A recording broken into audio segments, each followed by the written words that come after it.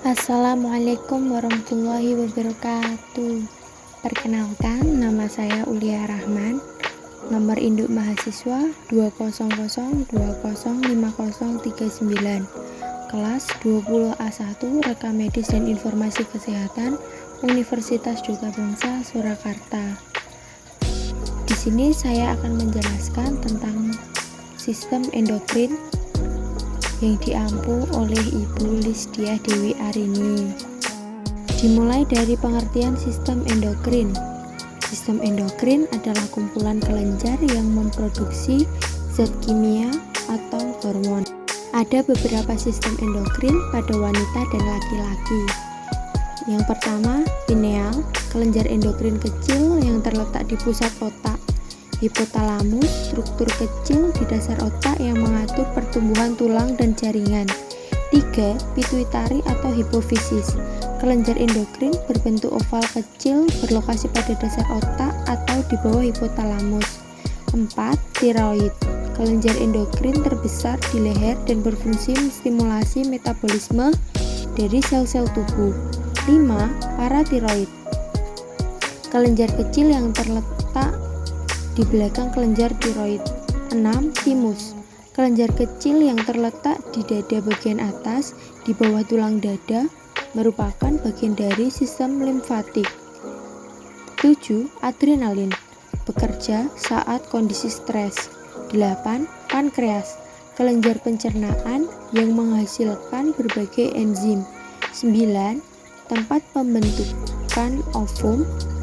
10. Testis, tempat pembentukan sperma. Hormon dan kelenjar endokrin. Hormon adalah zat kimia yang disekresikan ke dalam darah oleh satu atau kelompok sel, menimbulkan efek fisiologis pada sel tubuh lain atau reseptor. Fungsi hormon: memberikan sinyal ke sel target yang selanjutnya akan melakukan sesuatu tindakan atau aktivitas tertentu. Cara kerja hormon: parakrin, autokrin, dan endokrin. Kerja hormon: yang pertama, perangsangan atau penghambatan pertumbuhan serta apoptosis. Yang kedua, pengaktifan atau penonaktifan sistem kekebalan. Yang ketiga, pengaturan metabolisme dan persiapan aktivitas baru, misal reproduksi dan perawatan anak. Yang berikutnya, fase kehidupan, misal pubertas, menopause. Yang berikutnya, mengatur siklus reproduksi. Pengaturan produksi hormon. Pengaturan dilakukan oleh hipotalamus atau kelenjar di dalam otak yang mengatur pertumbuhan. Hipotalamus mengatur sekresi kelenjar, terutama melalui kelenjar pituitari. Hipotalamus memerintahkan kelenjar pituitari untuk mensekresikan hormonnya dengan mengirim impuls saraf ke lobus posteriornya. Yang berikutnya, sifat hormon. 1. Bekerja secara spesifik pada organ, bagian tubuh tertentu ataupun aktivitas tertentu. 2. Dihasilkan tubuh dalam jumlah yang sedikit namun memiliki pengaruh besar. 3. Bekerja lambat sehingga pengaruh hormon ini tidak spontan. 4. Hormon ini tidak dihasilkan setiap waktu, akan tetapi diproduksi hanya apabila diperlukan atau dibutuhkan. Berikutnya, faktor regulasi adalah senyawa kimia yang mengontrol produksi hormon, selanjutnya dikirim ke lobus anterior oleh hipotalamus. Ada dua faktor. 1. Menyebabkan kelenjar pituitari mensekresikan hormon tertentu atau faktor pelepas. 2. Dapat menghentikan sekresi hormon tersebut atau faktor penghambat. Hormon antagonistik atau menyebabkan efek berlawanan. Contoh, glukagon dan insulin. Saat kadar gula turun, pankreas memproduksi glukagon untuk meningkatkan kadar gula darah. Saat kadar gula tinggi, pankreas memproduksi insulin untuk menurunkan kadar gula darah. Berikut ini pengertian dari kelenjar. Kelenjar endokrin adalah kelenjar yang menghasilkan hormon dan dapat mensekresikan hormon melalui darah tanpa menggunakan saluran khusus. Macam-macam kelenjar endokrin, dimulai dari kelenjar hipotalamus, hipofisis anterior, hipofisis posterior, kelenjar tiroid atau gondok, kelenjar paratiroid, kelenjar anak ginjal, kelenjar timus, pankreas, kelenjar testis, kelenjar ovarium, dan kelenjar adrenal. Berikut ini penjelasan mengenai kelenjar hipotalamus. Hipo yang berarti bawah atau terletak di bawah talamus otak. Hipotalamus memiliki banyak fungsi. Fungsi terkait pengendalian atau regulasi tubuh, contohnya pengendalian suhu tubuh, pengendalian nafsu makan, dan pengendalian rasa haus. Dan juga berfungsi sebagai penghubung antara sistem saraf dan sistem endokrin. Yang kedua, kelenjar pineal terletak di epitalamus atau bagian pusat otak. Kelenjar ini sensitif terhadap cahaya, sehingga sering disebut sebagai mata ketiga. Fungsi kelenjar pineal untuk mensekresikan hormon melatonin yang terkait dengan jam biologis dan irama sirkadian. Ketiga, kelenjar tiroid dan paratiroid. Tiroid terletak di bagian leher, tepatnya di bawah kartilago atau bagian jakun pada pria.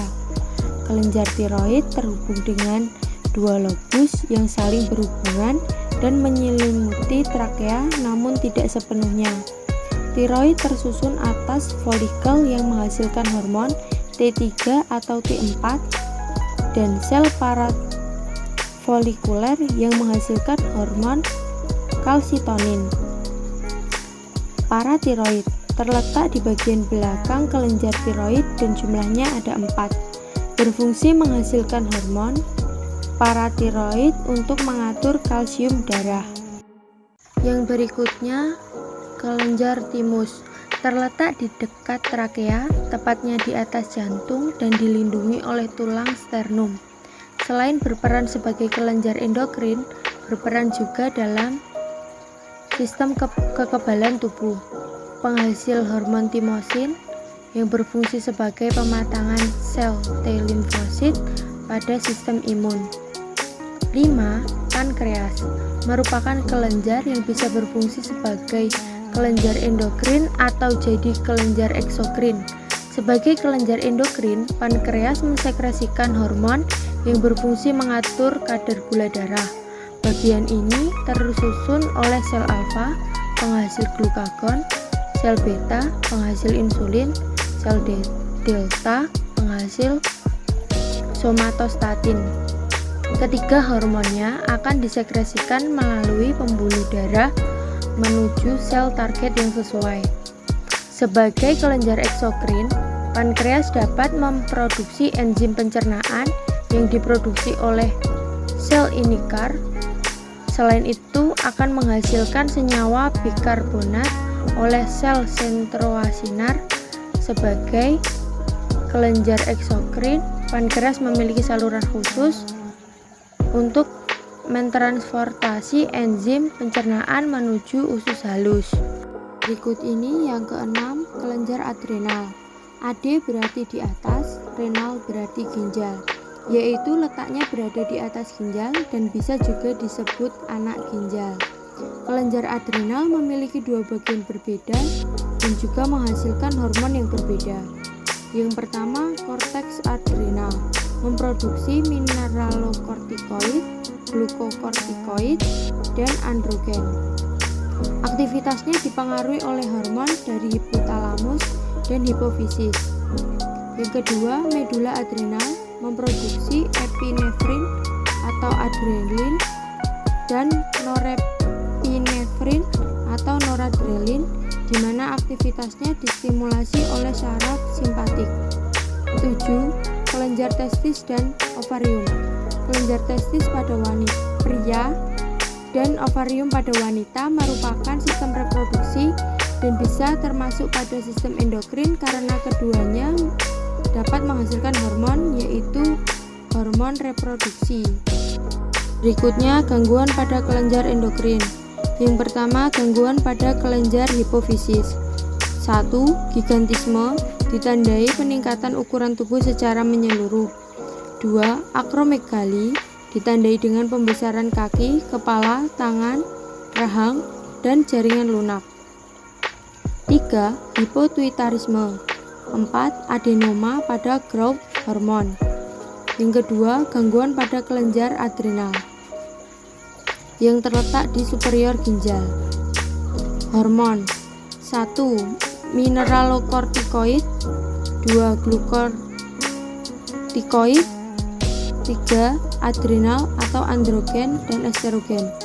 Kelainan maskulinitas pada wanita dewasa. 2. Pseudohermafroditisme.